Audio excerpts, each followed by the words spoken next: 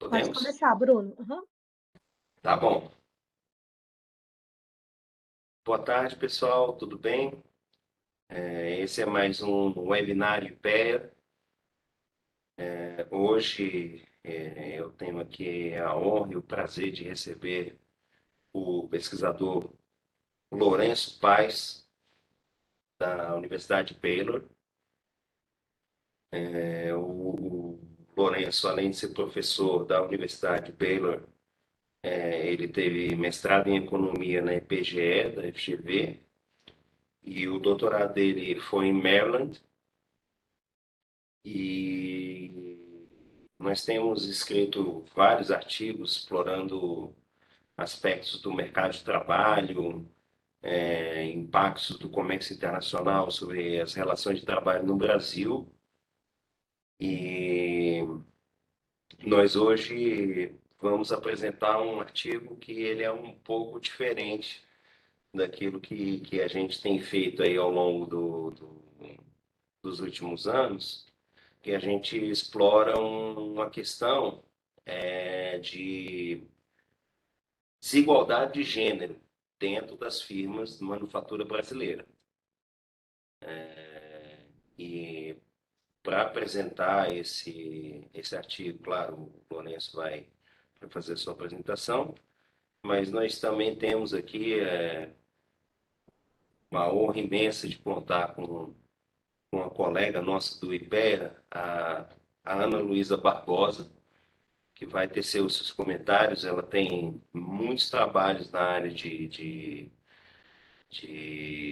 economia de gênero, né? Gender economics, esse tipo de assunto.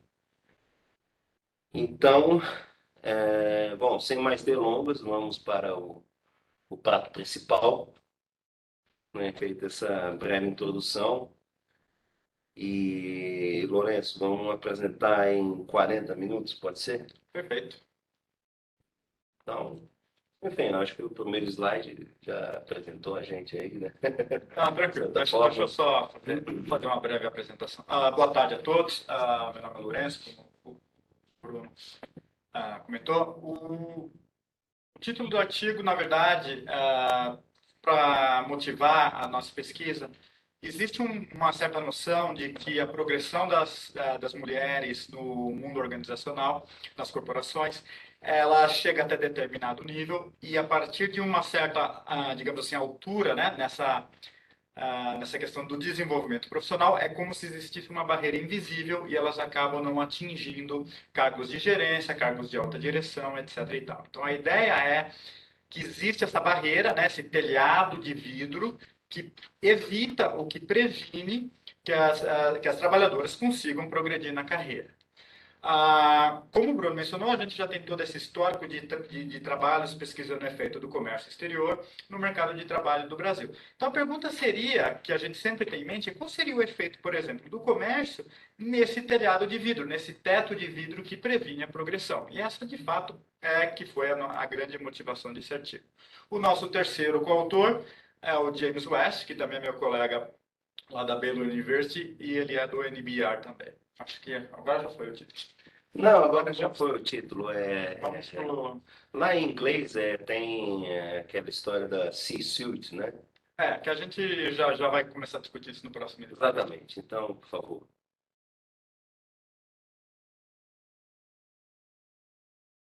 Pode passar o próximo slide, por favor.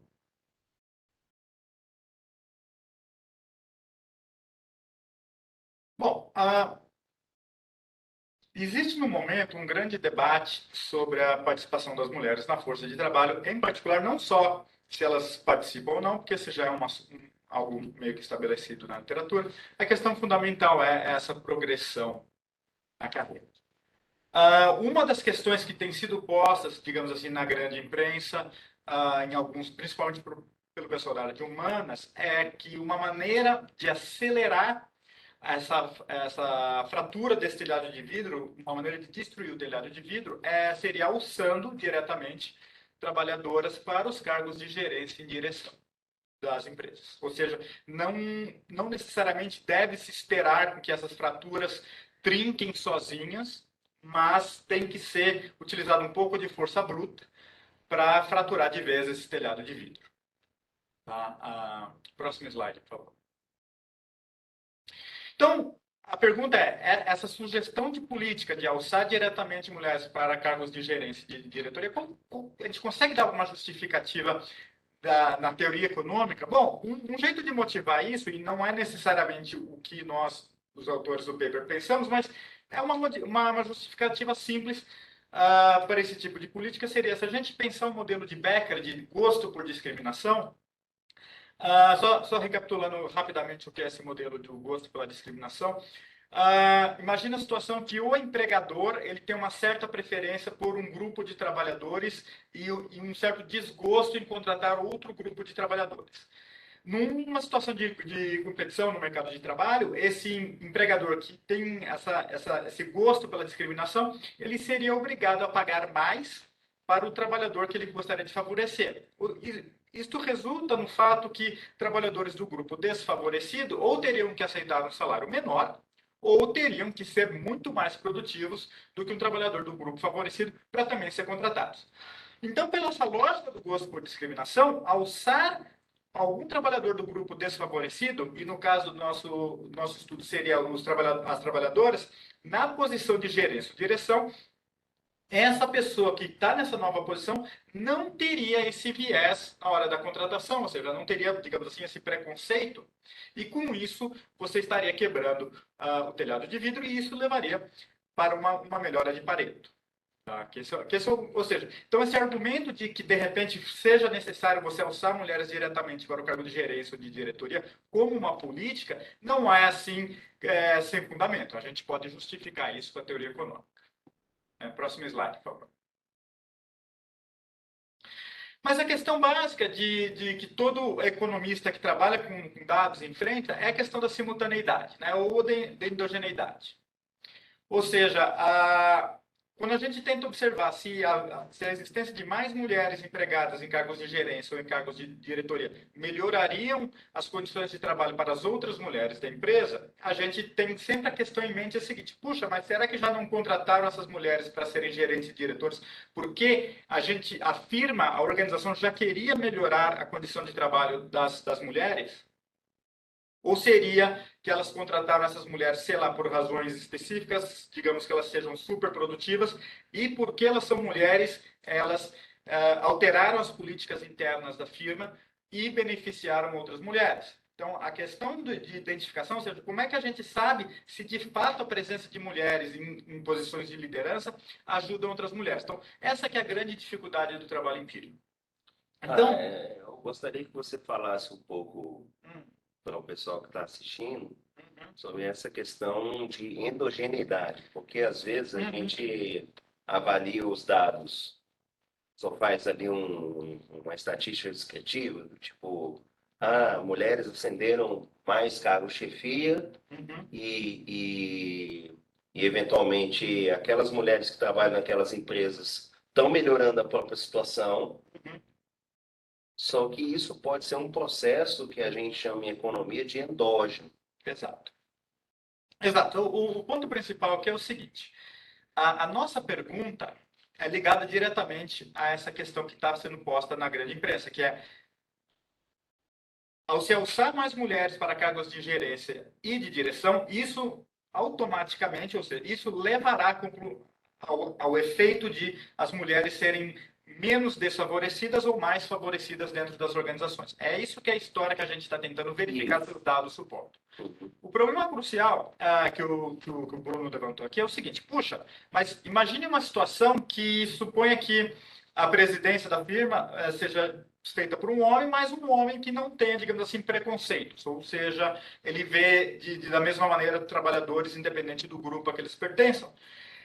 E por causa disso, esse novo presidente da empresa resolve, ao mesmo tempo, contratar mulheres para a diretoria e para a gerência e melhorar a condição de trabalho de todas as trabalhadoras da empresa. Então, quando a gente só observa que mulheres viraram diretoras e, de repente, melhora a condição de trabalho de todas as trabalhadoras da firma, a gente não poderia afirmar que tem uma causalidade indo do fato de mulheres viraram diretoras para melhorar a condição de trabalho de todas as mulheres, porque esses eventos foram simultâneos. Isso. Ou seja, essa é a história da endogeneidade. Uhum. Por isso que a gente tem todo um trabalho cuidadoso em termos de metodologia empírica, para tentar achar uma situação em que a gente consiga isolar o efeito das mulheres em cargos de liderança sobre as condições de trabalho das trabalhadoras da empresa. Tá? Eu acho que esse é o ponto crucial e uma marca que torna o nosso trabalho distinto de vários que já estão na literatura. Sim, e na literatura tem muitos artigos que buscam isolar o efeito. Exato. Né? A gente vai falar um pouco deles agora. Isso. Então, na literatura de gênero, a gente tem, grosso modo, 3 linhas principais de tentar lidar com essa questão da simultaneidade ou endogeneidade. Tá? A primeira questão é, a gente pode pensar num experimento em que você atribui aleatoriamente mulheres para cargos de gerência ou de liderança numa organização. Tem um paper só que a gente tem conhecimento, que é o paper do Baron et al., que eles olham a questão do Internet Engineering Task Force, que os trabalhadores, mulheres inclusive, foram aleatoriamente adicionados a diversas comissões desse Internet Engineering Task Force, e aí eles tentam entender o que aconteceu. Porque os caras não sabiam quem eles estavam contratando. Né? A ideia é essa. Tipo, era um engenheiro. Sim, então, exatamente. Pessoas de mesma qualificação, termos de titulação, e aí foi feito esse experimento. Agora, no mundo real, isso é algo muito difícil da gente tentar replicar isso, ou talvez seja até um pouco temerário, porque empresas significam empregos e às vezes as coisas não podem dar muito certo. A segunda estratégia consiste em algum tipo de política pública que obriga as empresas a contratar um determinado percentual de trabalhadores de acordo com certas características. Tá? A gente vai discutir em alguns slides à frente a questão da Noruega. A Noruega é um caso bem interessante. Exato, mas eu já vou te dar mais detalhes. E o terceiro caso, que é o caso que a gente explora aqui, a gente observa as empresas sofrendo um choque econômico, e porque elas sofrem esse choque econômico, aí elas têm que ajustar o nível de emprego e o nível de salário delas. E aí a gente vê como é que é esse comportamento, que é o que a gente vai fazer mais para frente, em mais detalhes nesse paper. Isso. Próximo slide, por favor. Então vamos lá, falando da Noruega. Então, em 2003, o Congresso da Noruega passou uma nova legislação que obriga que o Conselho de Administração, talvez o Corporate Board mais próximo que a gente pode traduzir para o português seria Conselho de Administração, das empresas, teriam que ter pelo menos 40% de membros de cada gênero. Ou seja, pode ser 60% mulher, 40% homem, 60% homem, 40% mulher, meio a meio, coisas do tipo. Tá? Então, várias empresas houve a necessidade de se demitir membros que eram de um gênero para que fosse contratado membros de um outro gênero, de modo a atingir esse quociente determinado pela lei. Tá? Então, essa nova lei levou a diversos estudos sobre vários aspectos das firmas norueguesas, ou seja, tentou entender o que aconteceu com a compensação dos diretores. Então, por exemplo, percebeu-se que houve uma redução da disparidade de compensação entre os diretores. Houve outros estudos que focalizaram na questão da compensação entre gêneros para todos os cargos da empresa e descobriu-se que, em alguns casos, melhorou a compensação para trabalhadores que estavam em níveis mais baixos de hierarquia. E também há outros estudos que olham a questão da performance, do desempenho da empresa.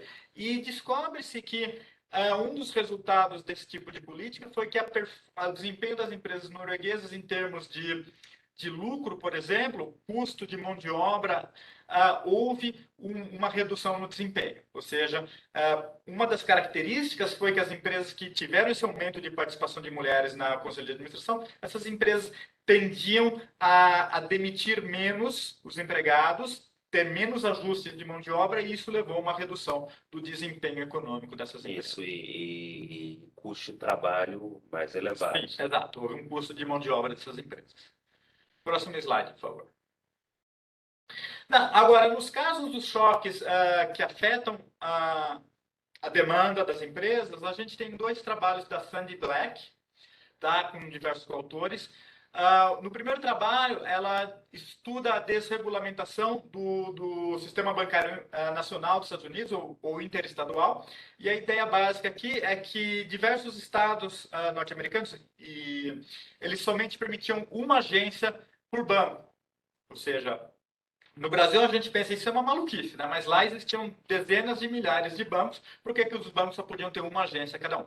Então, no fim dos anos 70, houve essa desregulamentação, o que levou a vários bancos a abrirem muitas agências, ou seja, aumentou uma concorrência bancária de maneira absurda nos Estados Unidos. Esse aumento da competição bancária levou a uma redução do lucro positivo, do lucro econômico positivo.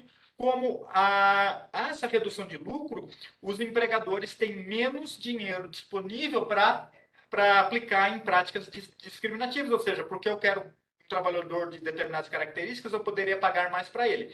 Agora, como o mercado está muito mais competitivo, não há esse dinheiro sobrando para gastar com luxos como discriminação. E o que o trabalho da Sandra Black e do Strahan descobriu é que esse aumento da competitividade levou a uma menor disparidade salarial entre homens e mulheres no setor bancário. O segundo estudo da Sandra Black, olhando a globalização da manufatura americana no começo dos anos 90, e também percebeu-se que existe esse aumento da competitividade, que levou a uma redução do lucro das manufaturas americanas, levou também a uma redução das disparidades no mercado de trabalho para homens e mulheres nas manufaturas norte-americanas. Ou seja, a competição ela é uma força muito importante para a redução da discriminação. Sem dúvida. Porque não faz sentido você estar discriminando trabalhadores só porque você quer. Exato. E sendo que a produtividade deles, a priori, é a mesma. Então... Perfeito. Exatamente, que esse que é um dos pontos centrais do modelo do Becker, por exemplo, que ao aumento da competição nos mercados levaria à redução da discriminação. Ou seja, um ponto subjacente nesse modelo do Becker é que a discriminação é insustentável num ambiente de competição perfeita. Sim, tá. Essa que é a ideia. Próximo slide, por favor. Então vamos lá. Então, qual que é o choque que a gente vai estar estudando para a economia brasileira? A parte legal de fazer pesquisa empírica com dados do Brasil é o que mais tem nessa economia é choque, né? A gente tem que aproveitar as vantagens comparativas do país em relação, sei lá, Noruega, Suécia, né? Então a gente tem um monte de choque. Que ajuda bem o nosso trabalho de pesquisador, mas é terrível para a nossa vida civil. Desculpe o excesso de franqueza. Né? O choque que a gente tem em mente aqui é a desvalorização do real que aconteceu em 1999. Ou seja, numa retrospectiva rápida, a gente tem o país numa hiperinflação no começo dos anos 90 e fez um plano de estabilização chamado Plano Real, que entre diversas características, ele tinha um regime cambial, digamos assim, fixo, de uma quase paridade entre o real e o dólar, tá? Que os americanos chamaram de crawling peg. Ocorre que uma dificuldade inata do Brasil é se manter com uma política fiscal rígida, ou seja, mesmo com todo o esforço do Plano Real, houveram desequilíbrios fiscais, desequilíbrios de transações correntes, e a situação do câmbio fixo tornou-se insustentável. Essa é a palavra perfeita. Entretanto, em janeiro de 99, houve um grande ataque especulativo e a autoridade monetária do país não teve outra saída a não ser abandonar o câmbio fixo e deixar o real flutuar. Então, nesse período, entre meados de janeiro e o fim de janeiro, o real experimentou uma desvalorização real de aproximadamente 50%. Muito importante, nesse período, a gente observa que, em seguida à desvalorização, houve um aumento real das exportações de manufaturados do Brasil, ou seja, por volta de 2000, o país já exportava 10% a mais de manufaturados, o que chegou quase a 20% a mais de exportações por volta de 2002. Próximo slide, por favor. Então, esse gráfico é importante, porque tem muita gente que duvida que esse choque é exógeno. Exato. Então, vamos lá. Então, nesse choque, a gente observa ali que quando chega em janeiro de 99, a gente tem que o câmbio fixo foi abandonado e a gente tem esse baita pulo na taxa de câmbio real do Brasil. A gente percebe que tem um picozinho e volta, que é o overshooting do Dornbusch, para quem gosta de um pouquinho de macro. E aí, depois, ao longo do tempo, com o câmbio flutuante flutua, houve variações e aquele outro pico maior foi durante a eleição presidencial. Mas, enfim, a questão básica que o Bruno levantou é, puxa, será que esse choque é exógeno no sentido dos agentes econômicos ficaram surpresos com o choque, não conseguiram se preparar para o choque? Por exemplo, se eu acredito que o câmbio vai desvalorizar em breve, a coisa mais natural de um agente racional seria ir comprar um monte de dólar, a moeda desvaloriza, você vende e você ganha um monte de dinheiro. Para a gente verificar se esse choque era antecipado, a gente vai olhar o próximo gráfico, por favor, no próximo slide. O que a gente vê nesse diagrama? O que ele é diferente do primeiro diagrama? A diferença está que você vai observar uma linha tracejada. Essa linha tracejada vermelha vai te dar a cotação do real em termos reais, literalmente, do câmbio paralelo, que é aquele o câmbio... dólar paralelo. Exato, aquele o que dólar não... turismo. Pois é, mas a gente ainda não está lá no dólar turista, está no paralelão mesmo, que é aquele que não tem nenhuma regulamentação qualquer do governo. Ou seja, se os agentes econômicos soubessem que haveria desvalorização, que eles poderiam ganhar um monte de dinheiro com isso, eles correriam para o doleiro, para o cara que da casa de câmbio suspeita, comprariam dólares e ficariam ricos. Tanto é interessante que depois você vê um certo descolamento. Sim, mas você observa que a questão das taxas, como você está levantando, a taxa do paralelo não pulou antes da taxa oficial, elas pularam juntas. Esse é o ponto tradicional. Isso. E mesmo que talvez ela tenha um descolamento na vertical, você observa que ao longo do tempo existe uma sincronicidade na alteração de nível.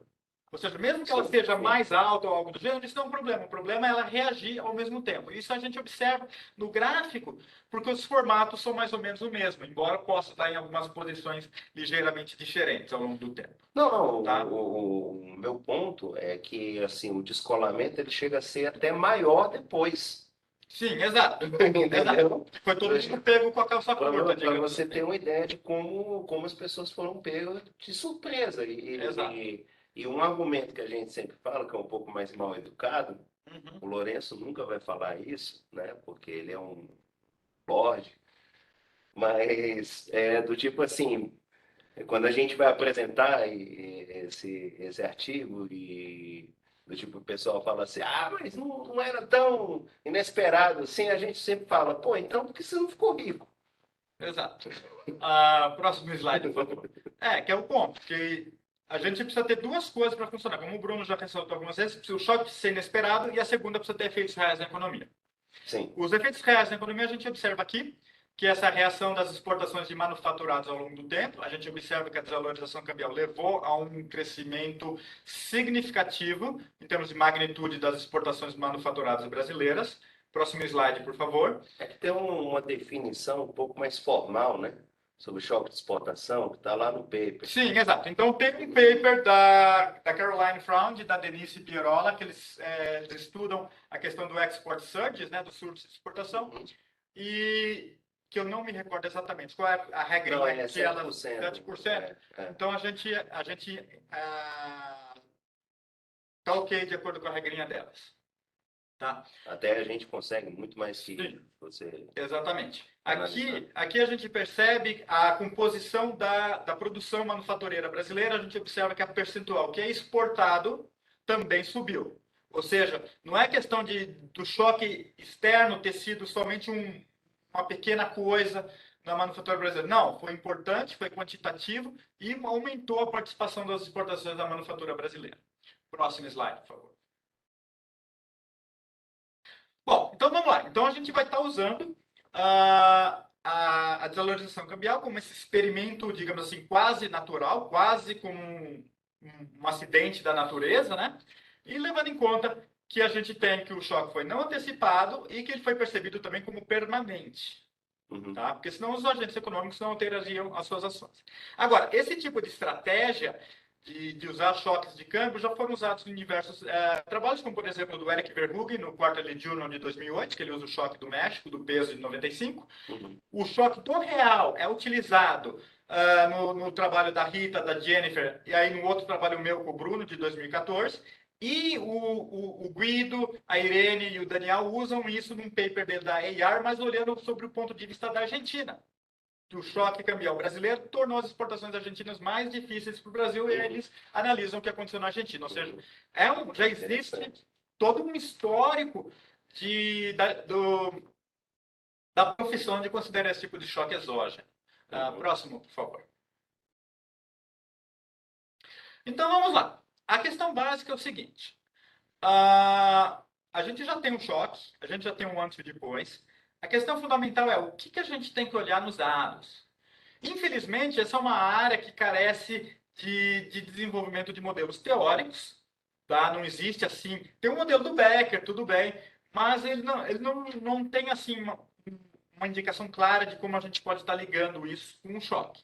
Então, o que a gente fez? A gente correu a literatura, tanto de economia como de sociologia, para tentar descobrir o que o pessoal já andou encontrando e organizar as hipóteses do que a gente pode verificar nos dados. Tá? Então, a primeira hipótese vem da sociologia, que considera essa história de contratar mulheres para cargos de gerência, de liderança, como agents of change, ou seja, o fato de ter uma mulher lá melhoraria a condição dos outros trabalhadores. Então, isso leva à nossa primeira hipótese. Então, em resposta à desvalorização cambial, empresas que tenham mulheres, que tenham essa liderança feminina, elas vão melhorar mais a condição de trabalho das mulheres relativas às firmas que são lideradas somente por homens. Tá? Então, a nossa comparação aqui vai ser sempre firmas lideradas por mulheres versus firmas lideradas por homens. Então, a gente espera que as firmas lideradas por mulheres tenham um comportamento distinto das firmas lideradas por homens, que esse, de fato, é o que está posto no debate atual. Quem está assistindo deve estar curioso sobre quem são as firmas lideradas por mulheres. Que a gente já vai definir. Que a gente já vai definir daqui a pouquinho. Quando a gente for discutir os dados. Próximo slide, por favor. A segunda hipótese, a gente começa a olhar alguns trabalhos mais específicos, como esse do Flávio et al., que olharam dados para a América Latina e Caribe. Eles têm uma pesquisa um pouco mais, digamos assim, detalhada, e eles percebem que essa melhoria das condições de trabalho para os trabalhadores não é homogênea para todos os cargos da empresa. Ou seja, eles descobrem que há uma redução da disparidade salarial para as trabalhadoras de maior salário. Entretanto, há um aumento da disparidade salarial entre homens e mulheres para os trabalhadores de salário mais baixo na empresa. E essa é a nossa segunda hipótese que a gente vai estar testando. Ou seja, depois da desvalorização, as empresas lideradas por mulheres vão diminuir a disparidade salarial para os trabalhadores de mais alto salário, mas ao mesmo tempo vão aumentar ou reduzir menos a disparidade salarial dos trabalhadores de salário mais baixo relativos às firmas lideradas por homens. Próximo slide, por favor. Bom, o terceiro hipótese não é sobre a disparidade salarial, mas é sobre a questão da participação feminina na mão de obra, ou seja, as empresas lideradas por mulheres, depois da desvalorização cambial, tenderiam a contratar mais mulheres do que as empresas lideradas por homens. Ou seja, existe também o trabalho do Flávio e alguns outros que encontram que, de fato, as empresas lideradas por mulheres tendem a contratar mais trabalhadoras relativas às firmas lideradas por homens. Próximo slide, por favor.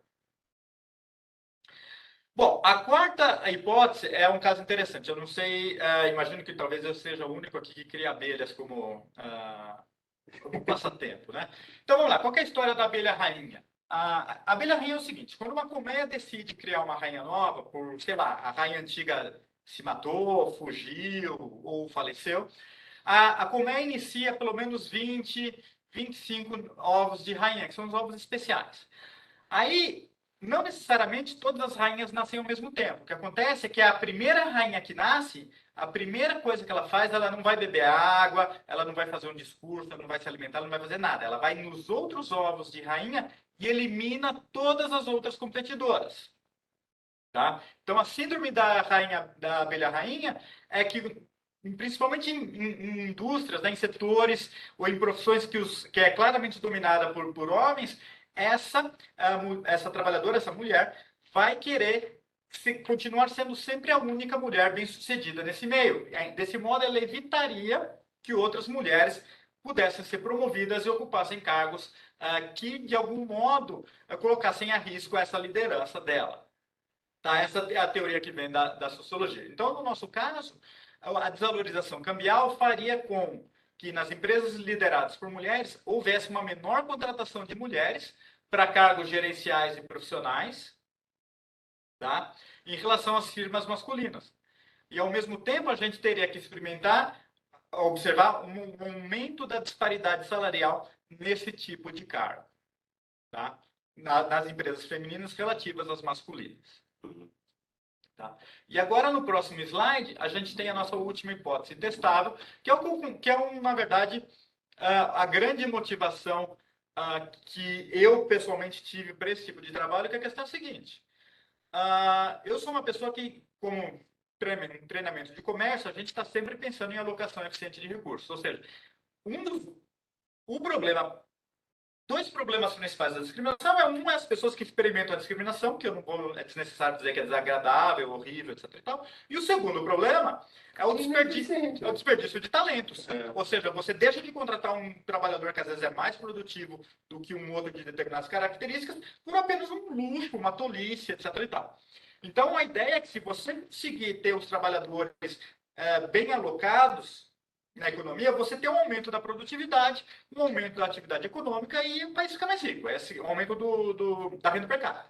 Então, uma das possibilidades que a gente consegue observar nesse estudo é se as empresas lideradas por mulheres vão acabar tendo uma melhor performance econômica. Dada a nossa limitação de dados, a única performance que a gente consegue observar é das exportações. Sim. Então, como as empresas lideradas por mulheres, teoricamente, não teriam, essa nossa hipótese, essa questão da discriminação acontecendo, elas teriam um melhor desempenho econômico, no caso, um melhor desempenho de exportações, como resposta ao choque. Como resposta ao choque em relação às firmas lideradas por homens. Exato. Perfeito. Próximo slide, por favor. Sim, pessoal. Para quem não está acostumado com essa literatura de comércio internacional, é sempre importante a gente lembrar que comércio internacional, principalmente num país que está um pouco distante dos principais acordos de comércio internacionais, tem um custo de transporte elevadíssimo e tudo, ele é uma parte de proxy de produtividade. Exato. Então, assim, exportar. Cara, eu tenho aqui vários trabalhos com o Lourenço e vários trabalhos com coautores aqui do IPEA que mostram o quanto que exportar é difícil. Sim. Então, assim, se o cara exporta, é porque ele é classudo mesmo. Sim, uma empresa muito produtiva e está aumentando a produção. Ou seja, toda vez que a empresa mais produtiva da sua economia aumenta a produção, relativa às outras, você tem um aumento da produtividade e um aumento da renda per capita. Sim, e aí tem toda uma literatura que mostra assim, poxa, a partir do momento que a empresa começa a exportar, ela cresce a produtividade, mas cresce também a escala. Exato.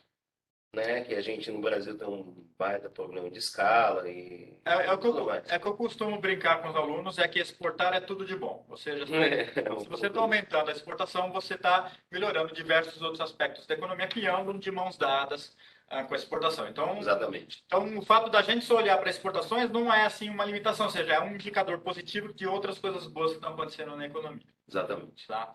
Vamos lá, agora vamos para os dados. Então, esse trabalho ele usa dois bancos de dados muito importantes. O primeiro é a RAIS, empregador-empregado. Tá? E a segunda base de dados é a base da SECEX, da Secretaria de Comércio Exterior, no nível da empresa. Ou seja, então da RAIS a gente consegue pegar relatório anual de informações sociais. A gente consegue pegar informação de todos os trabalhadores, do gênero, da escolaridade, a gente tem idade, onde mora, etc. e tal. A gente tem um cargo, tá? classificação brasileira de ocupações, e através do cargo a gente descobre quem tem cargo de gerência, quem tem cargo de diretoria, a gente pode classificar como trabalhador qualificado, como trabalhador não qualificado, etc. e tal, e a gente usa uma classificação de 5 macro-ocupações que a gente segue essa literatura de comércio, que começou com Hitchcock, Helpman, Munder e Redding, do Review of Economic Studies. Eu acho que é 2017, tá? São 5 categorias. Tem não qualificado, digamos assim, chão de fábrica, não qualificado de escritório, a gente tem técnico de supervisão, a gente tem profissional e gerencial, e a gente tem qualificado de escritório. Essas são 5 grandes características, tá? Da Secretaria de Comércio Exterior, a gente pega o valor exportado pelas firmas, então dá para a gente descobrir quem exporta, quem não exporta, e o valor das exportações. Tá? Próximo slide, por favor. Agora, a questão essencial, a primeira é que a gente restringe só para manufaturas, por quê? Porque é um setor que a gente consegue observar claramente o efeito do choque de câmbio. A segunda questão que o Bruno já me chamou a atenção, você precisa explicar isso, e eu vou explicar agora, que é o que são as firmas lideradas por mulheres versus as firmas que são lideradas somente por homens. Essa é uma questão, digamos assim, espinhosa, que é aquele tipo de coisa que não existe certo ou errado, mas eu vou dizer qual foi a posição que nós tomamos e fornecer mais alguns detalhes. Ou seja, nós estamos considerando uma empresa, uma firma, ser liderada por uma mulher como uma empresa que tenha ao menos uma mulher em um cargo gerencial ou de diretoria por um ano, ao menos, durante esse período de 95 e 2004.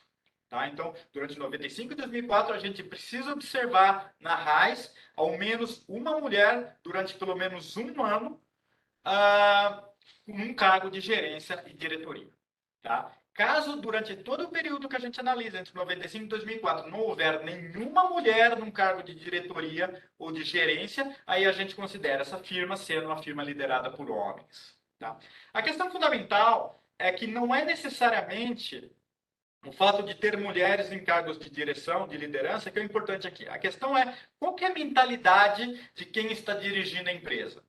Se a mentalidade da pessoa for uma mentalidade que não pensa em discriminação, o fato de ter ou não mulheres em cargos de liderança é uma questão de tempo e de ter sorte no mercado de trabalho. Porque às vezes você está tentando contratar uma mulher e às vezes não consegue. Você tem essa fricção no mercado de trabalho. Por isso que a gente considera o fato de, por exemplo, ter uma mulher gerente em 2002, 2003, 2004 como sendo relevante para o período inteiro. Ou seja, às vezes a empresa já estava tentando contratar uma gerente, uma diretora durante esse período e por fricções de mercado de trabalho não conseguiu antes. Agora, durante todo o período de tempo não houve essa contratação, aí, puxa vida, seria muita fricção não ter encontrado uma trabalhadora durante esse período. A gente fez vários testes de robustez com os nossos resultados, usando definições mais, digamos assim, restritas. Por exemplo, só com mulheres em cargo de liderança entre 95 e 98, ou que pelo menos pudesse ter 2 ou 3 anos de mulheres em cargo de direção, etc. e tal. A gente vai discutir um pouquinho isso se tiver tempo para os testes de robustez, mas os resultados principais ainda se mantêm. Próximo slide, por favor. Então vamos lá. Aqui eu vou falar rapidamente das descritivas dos dados. E aqui a gente pode observar o seguinte. Então, na coluna que está All, a gente tem as médias de todas as empresas. Na coluna Y, a gente tem as empresas que têm liderança, mulheres na liderança. E na coluna N, a gente tem o caso das empresas que são somente homens na liderança.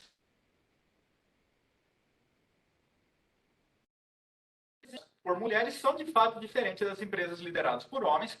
As empresas lideradas por mulheres tendem a ser maiores, exportarem mais, ter mais trabalhadores com um curso superior e mais trabalhadores qualificados. O trabalhador qualificado aqui é o trabalhador com segundo grau, ou ensino médio hoje em dia. Puxa, acabei de revelar a minha idade, né? Bom, enfim.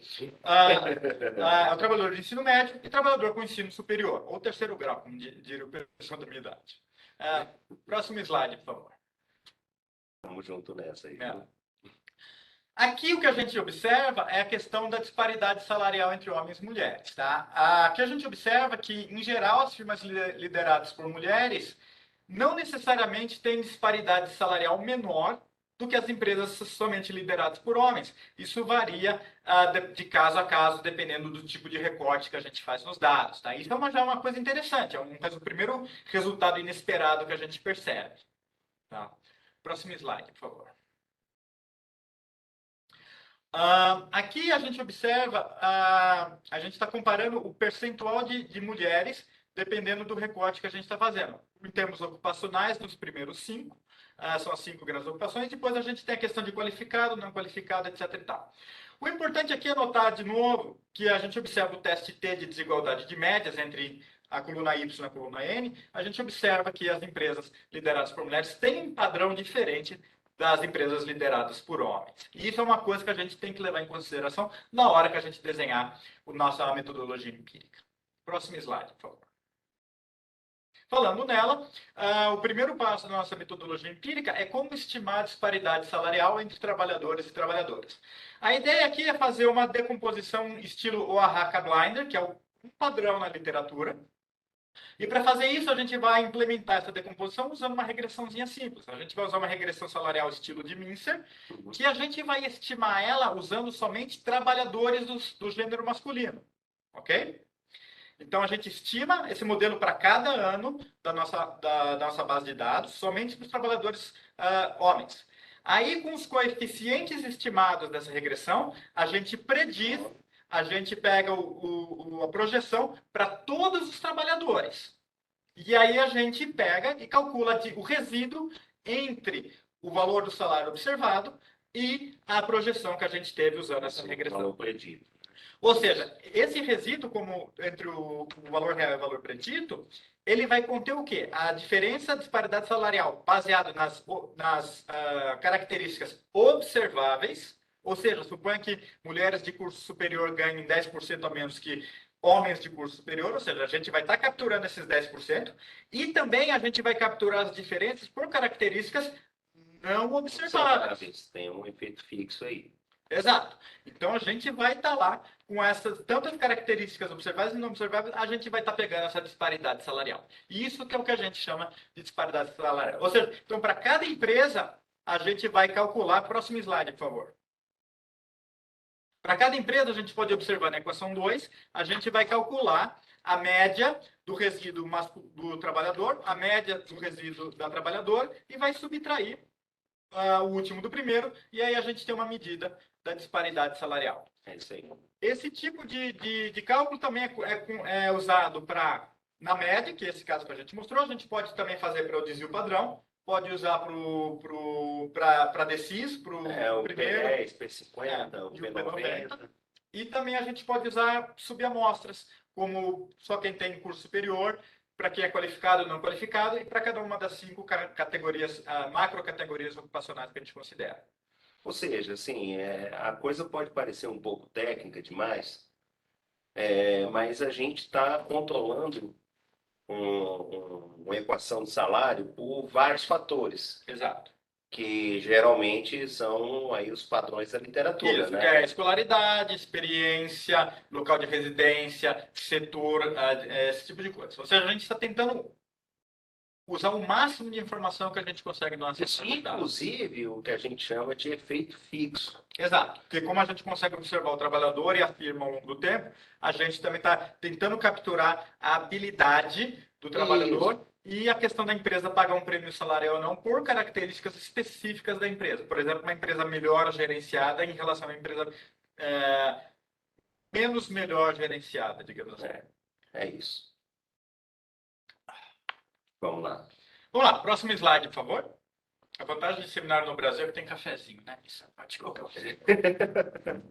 Quando a gente olha pelas ocupações, a gente também observa que existe disparidade salarial somente na questão dos trabalhadores, digamos assim, de chão de fábrica qualificados e os de nível técnico e de supervisão. Quando a gente olha para trabalhadores não qualificados de escritório, não qualificados de chão de fábrica e profissionais e gerenciais, a gente não observa essa disparidade salarial. Que também é um resultado muito interessante. A gente não observa essa disparidade na média, que é sempre uma coisa importante. Porque aí vai vir os DCIS e tal, Exato. e são Porque outra classe de resultados. Exato. Porque, próximo slide, por favor. Exato. Então vamos lá, vamos para a nossa metodologia empírica. Essa metodologia é baseada no estudo do Eric Verhoeven, que usou ela em 2008, no paper dele, no trabalho dele sobre o efeito da desvalorização do peso no México. O Bruno e eu usamos esse no nosso paper do Journal of Development Economics, que saiu em 2014, etc. E tal. Então, qual que é a ideia? A ideia é que é a seguinte: a gente vai comparar o desempenho da firma depois da desvalorização com antes da desvalorização. Ou seja, antes da desvalorização, a gente vai olhar na diferença entre 98 e 95. Como não teve nenhum choque, a gente não vai observar nenhuma alteração nessa medida de desempenho, ou seja a participação feminina na mão de obra, seja a disparidade salarial, não deve ter efeito nenhum. Por quê? Porque não teve choque econômico nenhum.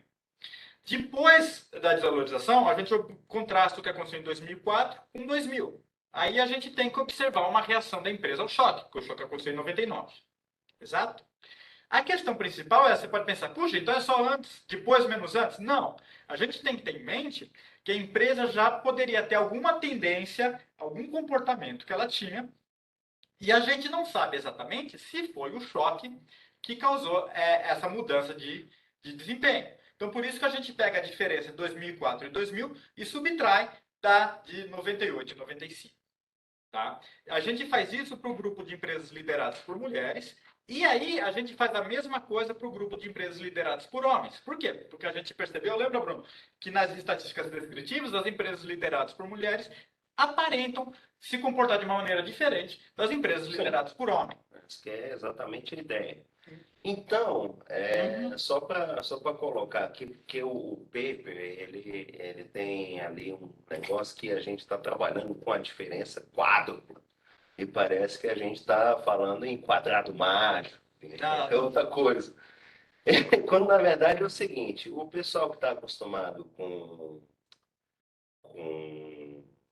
diff em diff, esse tipo de coisa, sabe que a gente está fazendo ali na primeira equação uma dupla diferença. Exato. Né? Um diff em diff. Perfeito. Na verdade, é o seguinte, aí tem a tripla diferença, que é a diferença dos dois cenários ali que a gente está colocando entre a equação 4 menos a equação 3. Exato.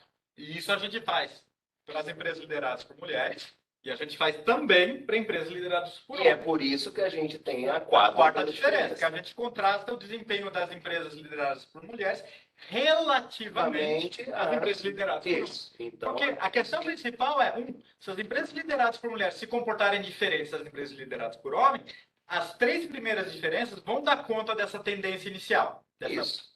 Esse comportamento diferente. Tá? Então, esse que é o ponto. A gente quer o comportamento diferencial, ou seja, ter uma mulher no cargo de liderança, o que isso vai fazer de diferença?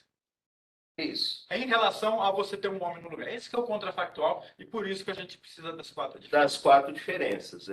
Isso pode não parecer muito intuitivo à primeira vista, mas eu acho que depois dessa historinha que a gente contou, eu acho que ficou um pouquinho mais claro. Ficou um pouquinho mais claro. Próximo slide, por favor. Então vamos lá. Então a gente vai ter essas quatro equações para cada tipo de empresa e a gente vai estimar elas pelo um Similarly Unrelated Regressions. Por quê? Porque a gente vai a vantagem do SUR, que me escapa a cabeça o nome em português, a gente aproveita a correlação. Não. Perfeito. Então a gente aproveita a correlação entre os erros das equações para ganhar eficiência. Tá?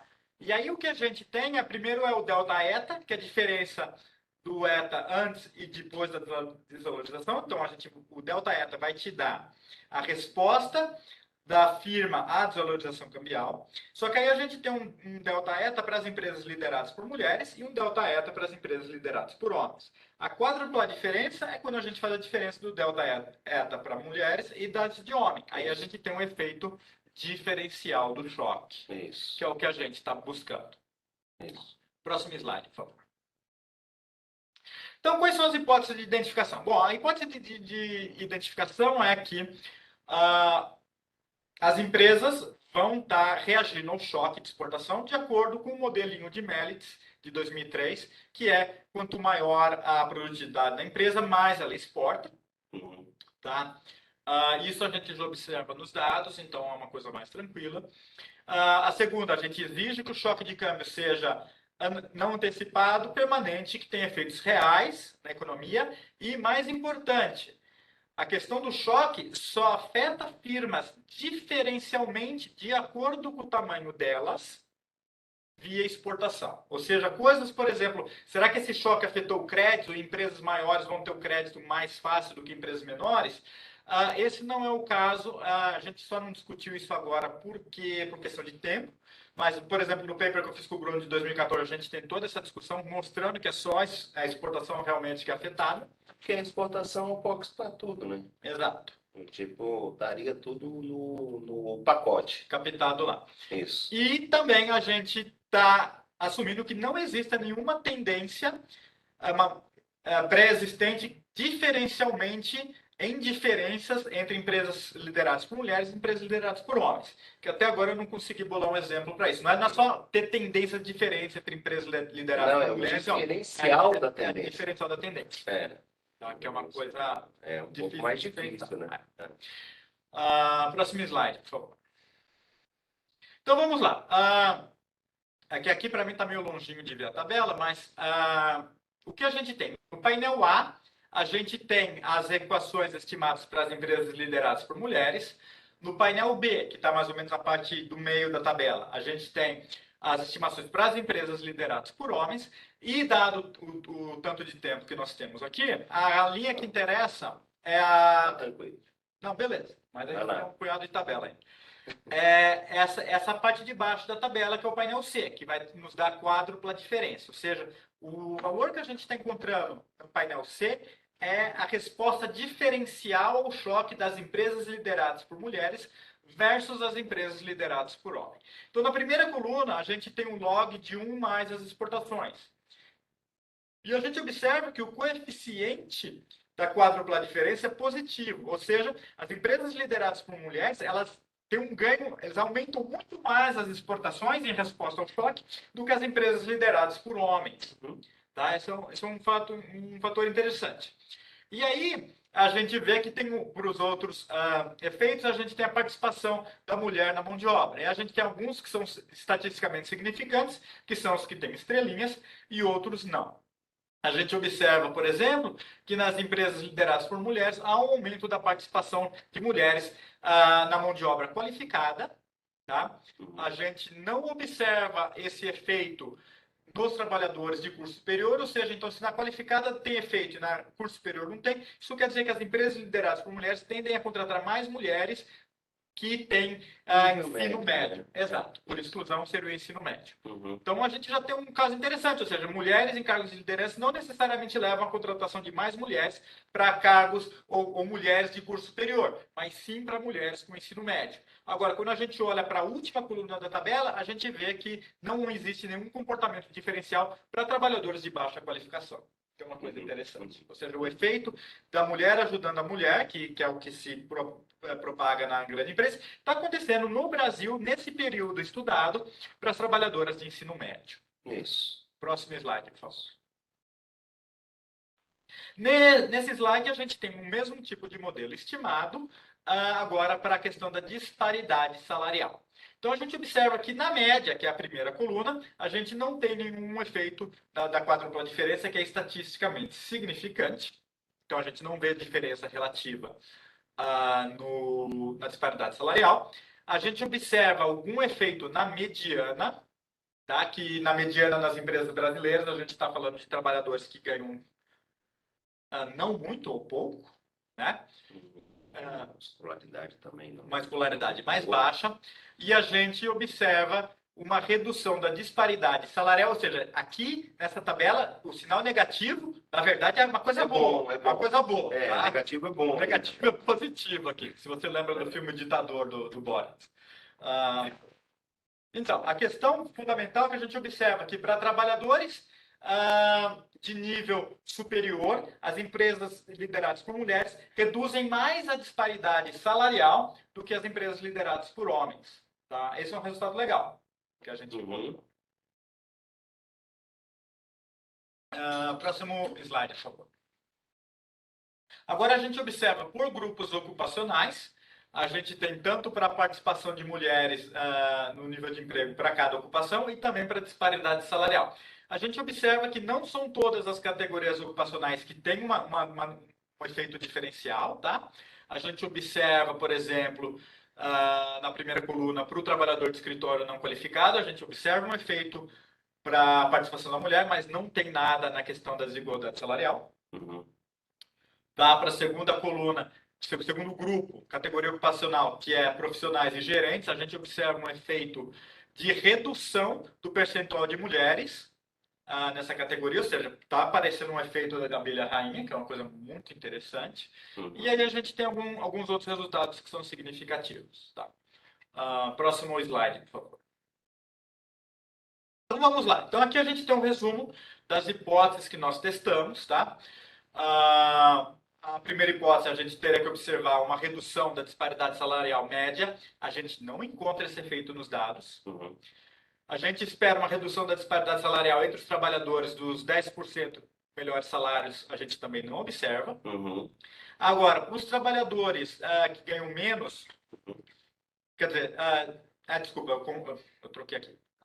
Não, ao contrário. Os 10% que ganham menos, o pessoal que está na base da pirâmide, a gente esperaria um efeito positivo, a gente não encontrou nada. Para os trabalhadores que estão no top 10% mais, isso. A gente esperaria uma redução da disparidade, que foi o que foi encontrado nos estudos, a gente de fato encontra, e altamente significante em termos estatísticos. Para a questão gerencial e profissional, a gente também encontra uma redução da disparidade salarial, tá? Que também foi encontrado para a Noruega, por exemplo. Então, o Brasil está quase como a Noruega. No painel, na questão da participação das mulheres no emprego, a gente esperaria um aumento da participação nas empresas lideradas por mulheres. A gente não observa isso em alguns casos. Ao contrário. A gente observa o oposto. Isso. E no caso do efeito da abelha rainha, a gente de fato observa a redução na participação de mulheres em cargos gerenciais e profissionais. Tá? E em termos de aumento da produtividade, a gente vê o aumento das exportações como previsto. Ou seja, eu considero esses resultados surpreendentes e, naturalmente, vão gerar toda uma enxurrada de outros trabalhos, porque tem muitas coisas interessantes por trás desses resultados. Próxima slide, por favor. Vamos lá. Quais são os testes de robustez que a gente faz? Bom, o primeiro teste de robustez, a gente faz uma questão de um teste de inferência baseada em randomização. Para quem gosta de estatística, é o teste exato de Fisher. O que é o teste exato de Fisher? O que a gente faz aqui é o seguinte, a gente tem a classificação em empresas lideradas por mulheres e empresas lideradas por homens. Tá? A gente, aleatoriamente, decide quem é empresa liderada por mulher e quem é empresa liderada por homem. A gente mantém o mesmo número de empresas lideradas por mulheres e o mesmo número de empresas lideradas por homens. A gente só troca aleatoriamente quem é quem. E aí a gente faz isso, a gente estima o modelo de novo e pega o coeficiente da diferença quadra. Sorteia tudo de novo, pega o coeficiente. E o que a gente faz, depois de fazer mil e poucas vezes, a gente tem uma distribuição exata, uma distribuição empírica exata dos coeficientes. E com isso a gente consegue pegar o percentil 97,5, que é um teste bicaudal, e aí a gente tem uma medida, o teste exato de Fisher, se o coeficiente é estatisticamente significante ou não. Tá? A gente fez isso, quase todos os resultados se mantêm. Outros diversos testes que a gente fez, a gente considerou somente empresas lideradas por mulheres, aquelas que tinham uma mulher em cargo gerencial de diretoria antes de 99, manteve os principais resultados. A gente também pegou casos que precisava ter por 3 anos, ao menos uma mulher em cargo de gerência e diretoria. Os principais resultados se mantiveram.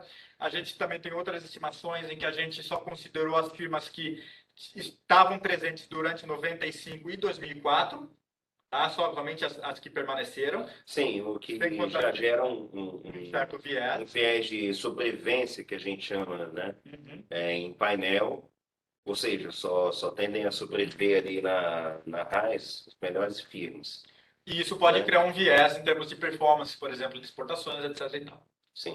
Então, os resultados principais se mantiveram a despeito de todas essas diferenças de especificações e de definições que nós empregamos. Próxima transparência, por favor.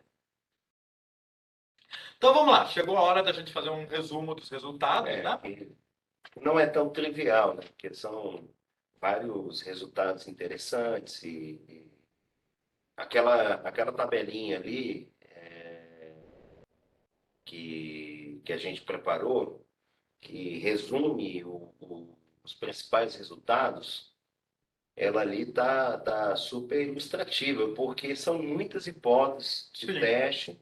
Então, agora a gente vai tentar dar uma sumarizada, né? Isso, pois é. Como o Bruno falou, a gente tem lá 5 hipóteses que a gente tentou ver o suporte para elas nos dados empíricos, e a gente acabou apresentando algumas outras especificações que a gente não tinha nenhuma hipótese a priori, por causa que essa questão da economia do gênero, com o uso desse tipo de microdados, é uma coisa razoavelmente recente na literatura, ou seja, tem vários trabalhos de vários pesquisadores, mas ainda tem muita coisa a ser feita. De qualquer modo, a gente aprende várias coisas sobre esse período, usando os dados brasileiros. A gente percebe que as empresas lideradas por homens, por exemplo, aumentaram a contratação de empregadas nesse período, e as empresas lideradas por mulheres não apresentaram grandes mudanças no padrão delas de contratação, antes e depois do choque. Tá? Uma coisa muito interessante. Agora, a gente observa uma variação muito grande na disparidade salarial. Entendeu? A gente observa um aumento da disparidade salarial em geral, mas menos nas empresas lideradas pelas mulheres, ou seja, aparentemente existe um efeito da liderança feminina na questão da disparidade salarial. Entendeu? Aí a gente nota que essa alteração da disparidade. Para que ela aumente menos, né? Isso. Essa que é a interpretação. Exatamente. Não é uma interpretação tão trivial. direta. E como é uma coisa na média, pode ter uma questão de composição. E a gente olhando na questão dos que ganham mais, dos que ganham menos, a gente percebe que existe um efeito heterogêneo. Ou seja, há uma redução da disparidade para os trabalhadores que ganham mais e para os que têm curso superior, mas ao mesmo tempo há um aumento da disparidade salarial entre os trabalhadores que ganham menos.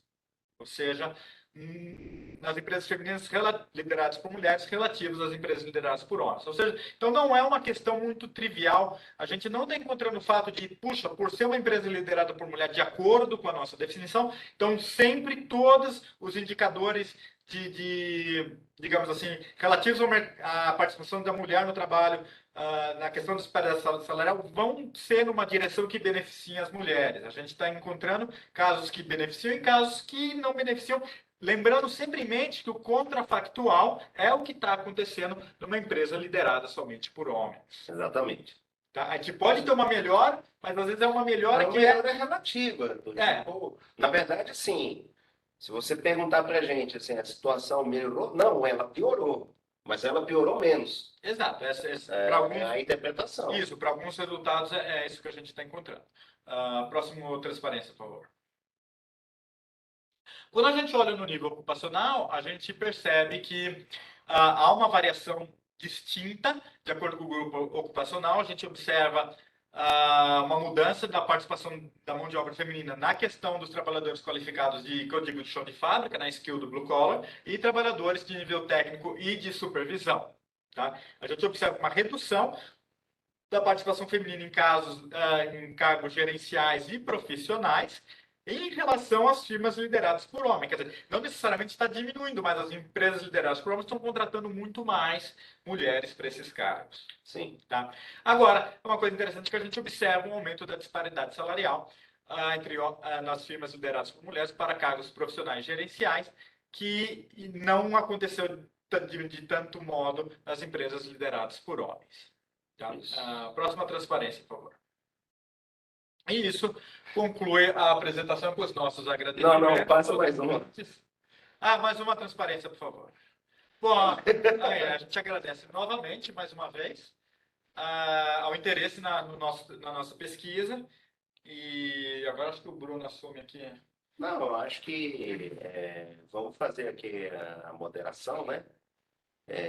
Vamos dar a palavra aqui, passar a palavra para a Ana, né? Que deve ter comentários bastante interessantes sobre esse trabalho. e depois a gente vai abrir para perguntas, tá bom?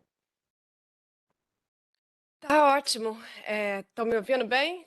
Desculpa o massacre aí com tanta tabela, viu? Não, Mas massacre. é complicado. É um massacre do bem, assim, mas é bastante, vocês já falaram aí, é complexo, muitos resultados, e resultados, é um excelente trabalho, de parabéns. Aprendi muito, porque, embora seja uma área de economia de gênero, desigualdade de gênero, está num viés é, de avaliação de impacto, né? Vai para uma literatura mais macro na relação de questão de macro mesmo, de balança comercial, exportação, impacto de choque macro com impactos de mercado de trabalho. Eu já vi alguns, até seminário, esse seminário do IPEA, já saíram também alguns trabalhos em relação a essa questão dos anos 90, né, em relação à questão de exportação e balança comercial com resultados no mercado de trabalho, composição do mercado de trabalho no Brasil, mas mais questão agregada. Agora, com relação à desigualdade de gênero, é, que eu nunca, assim, não tinha visto, assim, não tinha lido.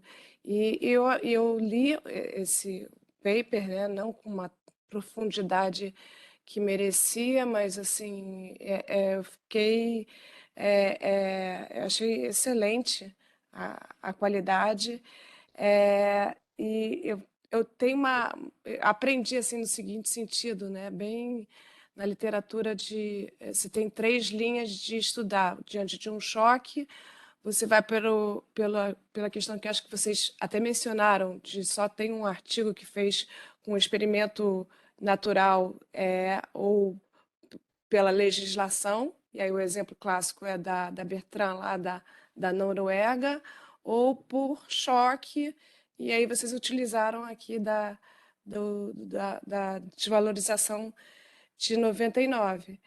É, é, a área, assim, a linha que eu estudo desigualdade de gênero vai para uma área mais micro, mais fatos estilizados, né? Mais entendendo mais a questão de uso do tempo, de normas sociais, embora cada vez mais tenha se utilizado essas questões de causalidade e de estratégia empírica no sentido de econometria mesmo, né, pesada no seguinte sentido de tentar uma estratégia de identificação cada vez mais, mas mais no sentido de micro, né, uma estratégia mais micro. Então, eu achei muito interessante juntar essa literatura, né, de mais macro com tentar identificar a causalidade e desigualdade de gênero, utilizando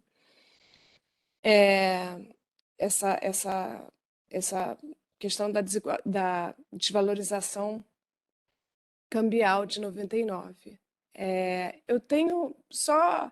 é, eu ia falar assim, sentir falta, né? Não senti falta de nada, assim, só para complementar em termos de literatura, porque não só na apresentação, mas como no texto, vocês colocam a resenha bem completa nesse sentido, né?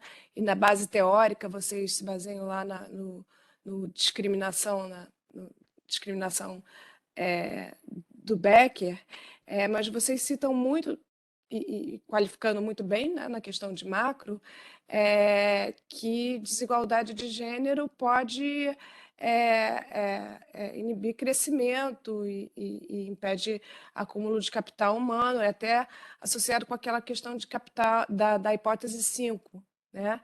E aí vocês qualificam e citam bastante paper e literatura. Tem um paper que até a própria Bertrand cita, aliás, é até um paper da Bertrand, que é Glass Ceiling, que eu acho que está como working paper ainda, não sei se está de 2018, tá? Glass Ceiling, e ela faz um apanhado geral de toda causa de desigualdade de gênero, mais nessa linha micro, né? A questão de uso do tempo, a questão de própria Glass Ceiling em termos de explicando os fatores usuais, né, padrões, porque explicando as questões de desigualdade de tempo. E ela cita, e esse paper saiu na Econométrica, eu acho que de 2019, o autor acho que é um chinês, eu não vou saber pronunciar, H-S-I-E, H, se é. Eu não sei se vocês citaram, eu não vi, mas ele fala exatamente dessa questão de que se você não levar em conta minorias, né, questão de gênero, questão de raça, é, e aí fala lá, o paper centraliza na economia americana de 60 a 2010, em que você não levando em conta mulheres e raça, a taxa de crescimento, se você levasse em conta essas minorias, a taxa de crescimento americana teria crescido em 25% mais, né? Um quarto. Então, e vai exatamente no ponto que vocês, além da questão de discriminação, vocês pontuam exatamente essa questão, né, de crescimento e de eficiência, e que levar em conta a questão de gênero também, não só para eficiência e diversidade também, né? A Bertrand pontua muito isso. Ela fica muito mais na questão de micro, mas ela pontua segregação também. Acho que o Miguel estava aqui, não sei se ele está aqui ou estava. A questão da segregação, ela até a tese do Miguel se centrou muito nisso. A segregação você pode ver de diversas óticas, né? Segregação por ocupação, segregação por firma, segregação entre setores. Então, eu acho que tem um Marcus Hexter, ele tem umas 2 ou 3 semanas, pelo fato que o resultado que vocês encontraram só nas qualificações mais baixas, né? Assim, no seguinte sentido de aumentar a segregação, acho que de quantidade de mulheres vis-à-vis as firmas dos homens. O Marcos Hexter fez um trabalho, mostrou um gráfico para mim, para a Joana, muito interessante, no seguinte sentido, para as ocupações em termos de chefia, né, de direção, você tem uma segregação em termos de mulheres, uma proporção muito alta de mulheres, mas só para aqueles setores em que são de cuidados e de educação, né? Enquanto que em todos os outros setores você tem maior proporção de homens. E aí eu fiquei pensando nesse resultado que vocês encontraram, né? No sentido de, sei lá, quanto menor, no caso não tem a qualificação no sentido de isso tem alguma correlação com relação a gênero. Eu anotei várias outras coisas, mas são vários resultados. Síndrome da abelha, eu não só não cultivo, sei lá se é a palavra certa, mas eu não conhecia esse paper da síndrome da abelha. Eu achei muito interessante, né, o resultado. E aí eu fiquei pensando, será que isso só acontece com as ocupações de menor qualificação, como foram os resultados que vocês encontraram, né? Então, em comparação com as firmas lideradas por homens. Eu acho que a outra teve uma outra coisa que mas aí é mais uma dúvida que vocês colocaram em termos de que vocês mencionam no texto, que vocês mencionam aí em termos que acho que vocês qualificaram muito bem, né, em termos da exogeneidade do choque, da desvalorização, em termos da relação da desvalorização com exportação e como isso afeta nas firmas, né? E aí acho que essa estratégia de identificação está super bem qualificada, mas eu fiquei pensando, a desvalorização com exportação, e aí essa causalidade está super bem explorada, mas e aí vocês, por hipótese, isso não tem correlação nenhuma com outro choque, aí vocês deram um exemplo, por exemplo, com crédito, e aí isso não vai afetar as outras firmas. Eu fiquei pensando, a desvalorização também, de repente, pode ter afetado o custo, esses custos das firmas, né? E aí isso pode ter afetado, de alguma forma, também resultados do mercado de trabalho. Mas isso é mais dúvida do que de repente, crítica mesmo. É isso, assim, é, complementando né, é mais complementar e também como é que é glass ceiling aqui no Brasil? Isso é mais fato estilizado, né? Eu acho que tem um estudo do Pontual e até do próprio Danilo que ele fez bem antigo, né? Que ele explorou exatamente ao longo da distribuição. Só é mais uma pergunta. Não é nem sentir falta de, porque vocês foram bem precisos no que vocês estavam querendo explorar, né, em termos da causalidade.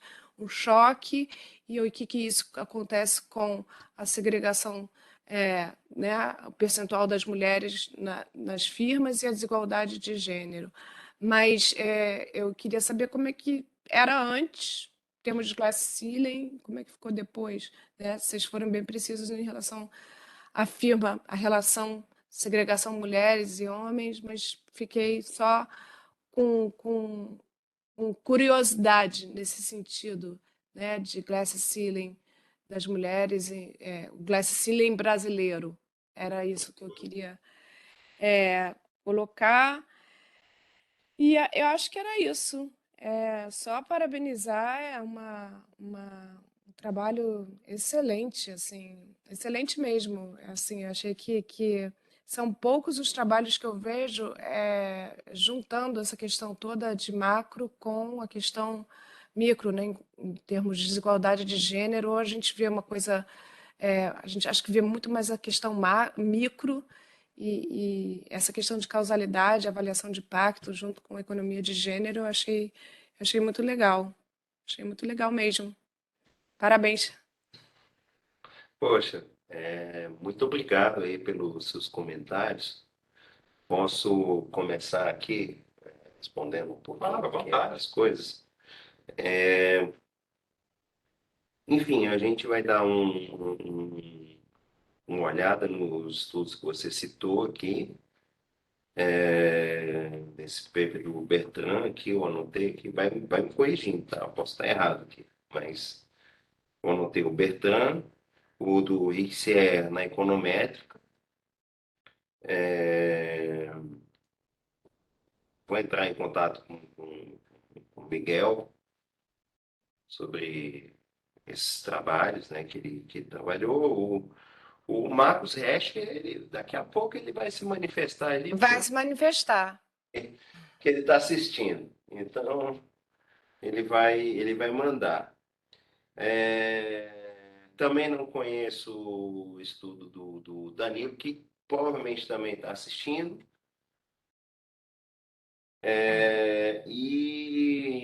Bom, sobre a questão, assim, sobre desvalorização, choques, exportadores e, eventualmente,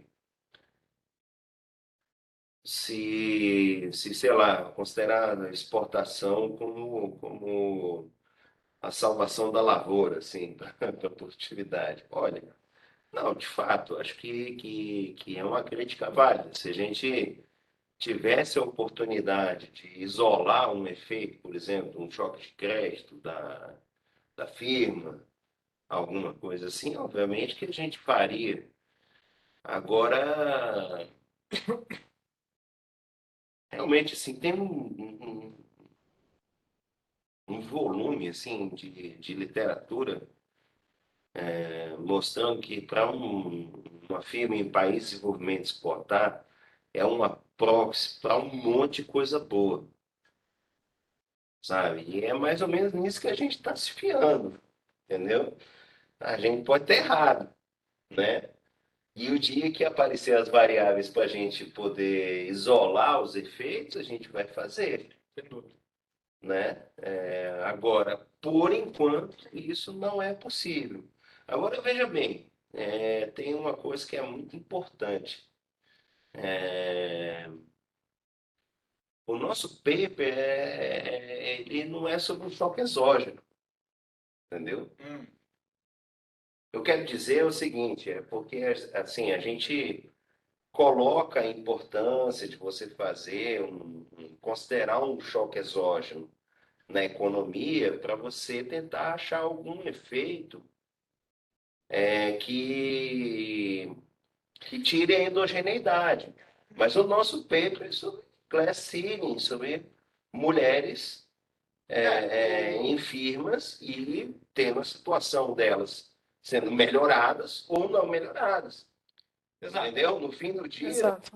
Um jeito por exemplo, de dizer isso com outras palavras é o seguinte: para a gente observar se as empresas lideradas por mulheres se comportam diferente das empresas lideradas por homens, a gente precisa ter uma situação em que essas firmas elas tenham incentivos para alterar o nível de emprego delas e a compensação dos empregados. A gente precisa ter que esse que é o papel do choque, ou seja, ter uma desvalorização cambial. Existe esse incentivo a exportar, elas podem fazer um monte de dinheiro exportando, mas para fazer isso elas vão precisar contratar mais trabalhadores e fazer ajustes nas e a compensações. gente está vendo qual é o viés na margem, na verdade, na quarta margem, Isso que é legal, é. do tipo, a gente está tirando o efeito, efeito, efeito, efeito.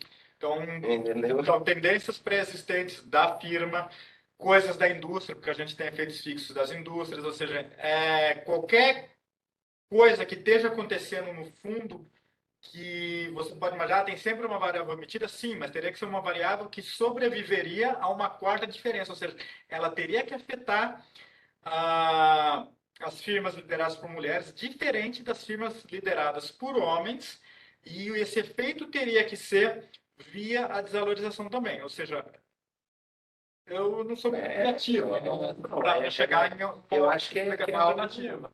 bastante forte, apesar da dificuldade da interpretação, Sim. que não é muito intuitiva. Por outro lado, você ganha de você estar isolando esses efeitos todos, né? Sim. Assim, então. Mas, assim, a grande mensagem que a gente quer deixar aqui é a seguinte: do tipo, você achar um choque exógeno é um jeito de você avaliar a situação, mas não é um fim em si mesmo, entendeu? Do tipo, no fim do dia, a gente está querendo avaliar se a situação das mulheres na manufatura, que também é uma coisa importante, né? Porque já que a gente está lidando com trade, Não, então foi uma bela saída. Foi uma bela saída. E, assim, tem todas foi uma essas bela saída. questões, né? E aí eu acho. Aí é que, assim, depois eu fiquei. Agora eu fiquei pensando assim. Foi uma bela saída pegar a exportação e usar, e aí já vocês falando, não, nosso objetivo foi analisar né, a questão da desigualdade de gênero e tal. E aí eu acho que seria legal só dar um mapa de fundo como é que é a situação, desigualdade de gênero e segregação do Brasil, entendeu? Porque aí Não, fica uma coisa muito. é, Você está analisando uma coisa muito específica, claro que não é muito específica, né? Firmas, manufaturas e tal, né? Os dados administrativos da RAIS e tal, mas é só para ter uma noção de se você está realmente pegando uma coisa muito específica ou se está sendo uma coisa realmente representativa, né? Do mercado formal brasileiro ou não. Agora, eu estou pensando alto aqui, quando vocês falaram, a gente quer realmente pegar a questão de gênero. E aí, óbvio que a questão lá de exportação foi só a saída, a estratégia que vocês utilizaram. Então, é como motivação só para o artigo ficar vendável no sentido ó, a gente está estudando gênero mesmo, dar só uma mapeada na questão de gênero Brasil, assim, de repente. Pensei alto agora, assim. Não, isso é fatal. Inclusive, a gente tem conversado bastante, porque a gente tem uma certa dificuldade de sumarizar os resultados, né? Tipo, regressão para lá, regressão para cá, e daqui a pouco fica uma É, situação. Você perde um panorama.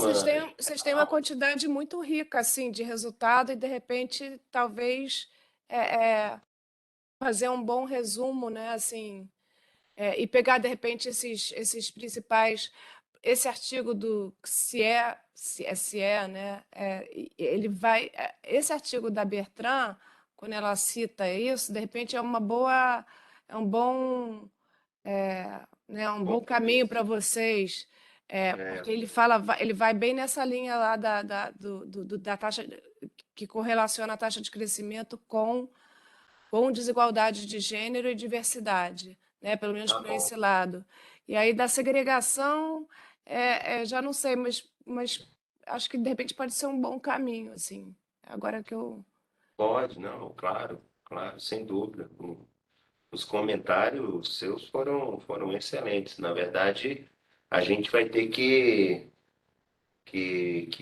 para usar uma expressão, eu como músico posso falar, a gente vai ter que fazer a produção do disco agora, né? é, é, O repertório já tem agora, a gente vai ter que dar aquela daquela da maquiada, perfumaria, um porque pagode. Bom, o o álbum conteúdo tá bom.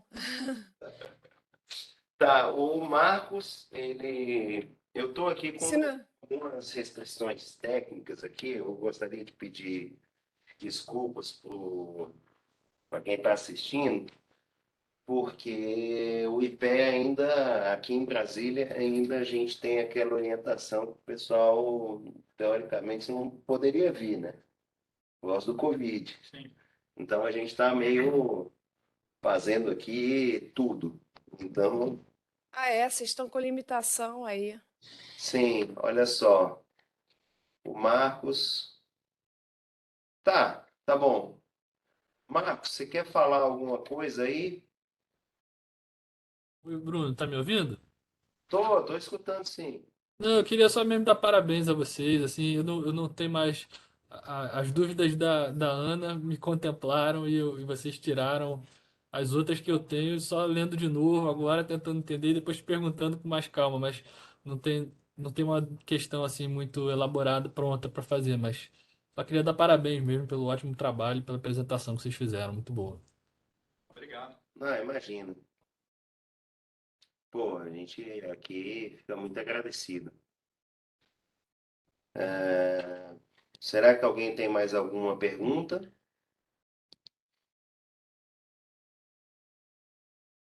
Não? Bom, então, sendo assim, como sempre, o IP agradece muito a atenção de todos vocês para divulgar o nosso trabalho. Agradeço demais aqui a presença do Lourenço, mais uma vez, da Baylor University. Nós apresentamos aqui um texto sobre questões de igualdade de gênero na manufatura brasileira e, e como resposta a um choque de exportação, como é que as coisas foram seguindo. Agradeço demais a presença de todos vocês, mas muito especialmente a Ana Luísa Barbosa, que fez comentários excepcionais, muito, muito colaborativos ali para o nosso artigo. E esperem uma nova versão, né? Queria só aproveitar aqui para agradecer a hospitalidade do IPER, esse time fantástico de pesquisadores, essa infraestrutura, agradecer pelo convite de estar aqui falando. É sempre muito bom visitar IPE. Experiência fantástica. Então é isso, pessoal. Até a Tá próxima. joia. Obrigada a vocês aí, gente. Tchau, tchau. Valeu. Valeu. Boa noite. Tchau, tchau.